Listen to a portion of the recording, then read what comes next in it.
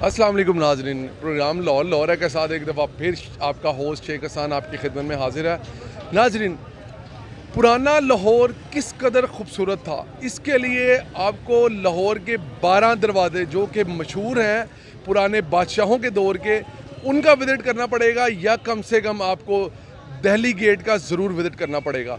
Delhi gate के अंदर दाखिल होते साथ ही रंग बिरंगी और तरह तरह से सजाई गई दुकानें इस बात का मुंह बोलता सबूत हैं कि लाहौर की सकाफ़त और कल्चर जो है वो किस कदर शानदार था, और इस कल्चर को देखते हुए देखने वालों की आंखें दंग रह जाती हैं। तो आइए हम आपको अंदरून शहर लाहौर में लेकर चलते हैं और विज़िट करवाते हैं। बहुत शुक्रिया।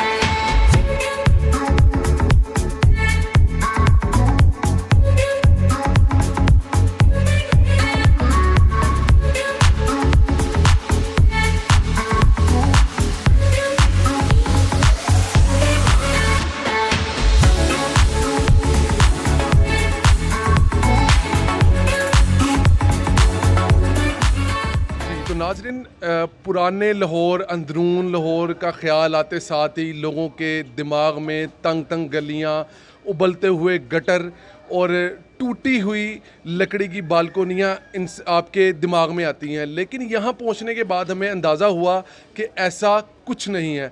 आइए, यहाँ पे एक विज़िटर हैं, हम उनसे बात करते हैं कि वो कहाँ से आए हैं और कैसे आए हैं और उनका इस गली के बारे में क्या ख्याल है। अस्सलाम वालेकुम। वालेकुम अस्सलाम। जी सर, क्या नाम है आपका? मेरा नाम असद चौधरी। तो कहाँ से आए हैं आप? मैं कैंट से आया हूँ। कैंट से आए हैं, तो कैंट से आप किस निस्बत से आए हैं, क्या करने आए हैं यहाँ पर? कुछ दिन पहले से मैं काफ़ी ज़्यादा फेसबुक पे और यूट्यूब दूसरे चैनल्स पे मुझे देखने का मौका मिला, और बड़ा मैं हैरान था कि लाहौर में ऐसी कौन सी गली है जिसको इंटरनेशनल लेवल के साथ कंपेयर किया जा रहा है, क्योंकि इन सारी की सारी जो है इसकी कंपैरिजन जो है वो हमारी कह लें कि रोम और इंग्लैंड और उन गलियों से वो बल्कि उससे भी बेहतर का कहा जा रहा है।